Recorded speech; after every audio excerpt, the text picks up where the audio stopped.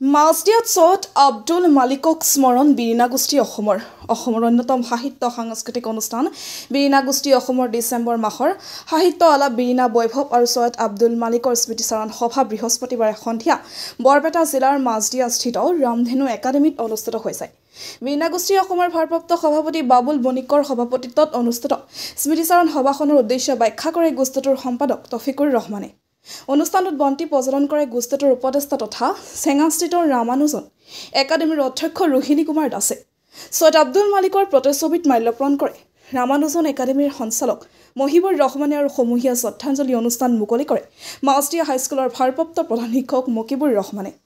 অনুষ্ঠানৰ আৰম্ভণিতে গোষ্ঠীটোৰ সদস্য খঞ্জনজ্যোতি পাঠকৰ পিতৃ সদ্যপ্ৰয়াত উৎসৱ পাঠকৰ বিয়োগত 1 মিনিট সময় মৌন প্ৰাৰ্থনা কৰি তেখেতৰ বিদেহ আত্মাৰ সদ্গতি কামনা কৰা হয়। আদৰণি ভাষণ প্ৰদান কৰে গোষ্ঠীটোৰ সদস্য আতিকুৰ ৰহমানে। বিশিষ্ট কবি সমালোচক জিয়াউৰ ৰহমানে ছৈয়দ আব্দুল মালিকৰ জীৱন দৰ্শন সাহিত্যকৃতি কৰ্মৰাজি বিশ্লেষণ আগবঢ়ায়। অনুষ্ঠানটোত বৰখোপাস্থিত জ্ঞানদীপ আঞ্চলিক কনিষ্ঠ মহাবিদ্যালয়ৰ অধ্যক্ষ মতিউৰ ৰহমান, সদৌ অসম গৰিয়া জাতীয় পৰিষদৰ উপদেষ্টা তথা মাছদিয়া গড়েমাৰী গাঁও উন্নয়ন সমিতিৰ সভাপতি কামৰুজ্জামান, বিশিষ্ট অধিবক্তা আনোৱাৰ হুছেইনে সন্মানীয় অতিথি হিচাপে উপস্থিত থাকি ছৈয়দ আব্দুল মালিকৰ জীৱন দৰ্শন সম্পৰ্কত ভাষণ প্ৰদান কৰে।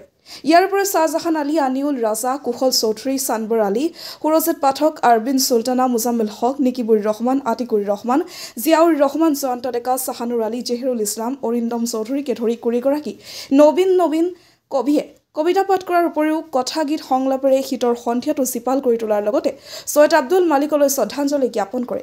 ইফতিয়াৰ জাহানে শলাগৰ শৰাই আগবঢ়োৱাৰ পিছতে অসম সংগীত পৰিৱেশনে অনুষ্ঠানৰ সামৰণি পৰে। মুকালমুৱাৰ পৰা সুৰজিত পাঠকৰ report, north east frontier news. সাহিত্য সাংস্কৃতিক অনুষ্ঠান বিৰিণা গোষ্ঠী এটি অসমৰ সাহিত্যিক অনুষ্ঠান আৰু এই অনুষ্ঠানটিয়ে প্ৰতি মাহে বিৰিণা বৈভৱ অনুষ্ঠানেৰে আমাৰ অসমৰ বৰেণ্য সাহিত্যিকসকলৰ স্মৃতিচৰণ হওক, শতবাৰ্ষিকী হওক, জন্ম উৎসৱে হওক পালন কৰি আহিছে। আৰু এইবেলি ছৈয়দ আব্দুল মালিকৰ আমাৰ সাহিত্যিক অনুষ্ঠানটো মানে তেখেতৰ স্মৃতিচৰণত এই অনুষ্ঠানটো আৰম্ভ কৰিলোঁ। আৰু এই অনুষ্ঠানটোত আমাৰ কেইবাগৰাকীও সাহিত্যিক বা কেইবাগৰাকীও কবি আমাৰ মাজত উপস্থিত হৈছিল আৰু তেখেতসকলে কবিতা পাঠ কৰাৰ উপৰিও ছৈয়দ আব্দুল মালিকৰ ওপৰত বিভিন্ন ধৰণৰ বক্তব্য বঢ়াইছিল। তেখেতৰ জীৱন দৰ্শন, তেখেতৰ আদৰ্শ, তেখেতৰ সৃষ্টিৰাজিৰ ওপৰত বিভিন্ন ধৰণৰ কথা কৈছিল।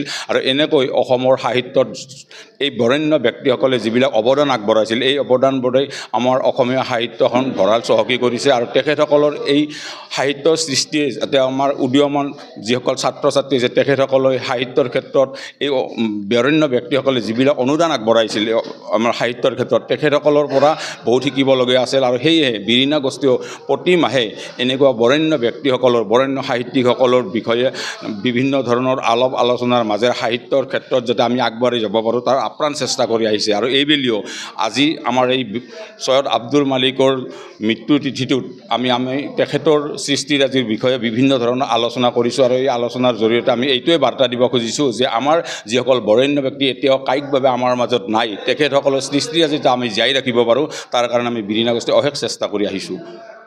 মাটিৰ সৰগ ভাল পোৱা, মাটিৰ মৰম ভাল পোৱা মানুহ, যিজনে চিৰদিন অসমীয়া বুলি নিজকে গৌৰৱেৰে কৈ গৈছে, তেখেত ছৈয়দ আব্দুল মালিক। ছৈয়দ আব্দুল মালিকৰ আজি এই পুণ্য মৃত্যুতিথিটো ৰামধেনু একাডেমীত বিৰিণা গোষ্ঠী অসমে প্ৰতিমহীয়া সাহিত্য আলাপ বিৰিণা বৈভৱৰ জৰিয়তে পালন কৰিলে। ইয়াত ভালেসংখ্যক গুণী জ্ঞানী ব্যক্তি, কবি, সাহিত্যিক উপস্থিত হৈছিল আৰু ছৈয়দ আব্দুল মালিক দেৱৰ জীৱন, তেখেতৰ ৰচনাৰাজি, তেখেতৰ কৰ্মৰাজিৰ ওপৰত বিশেষভাৱে আলোকপাত কৰে।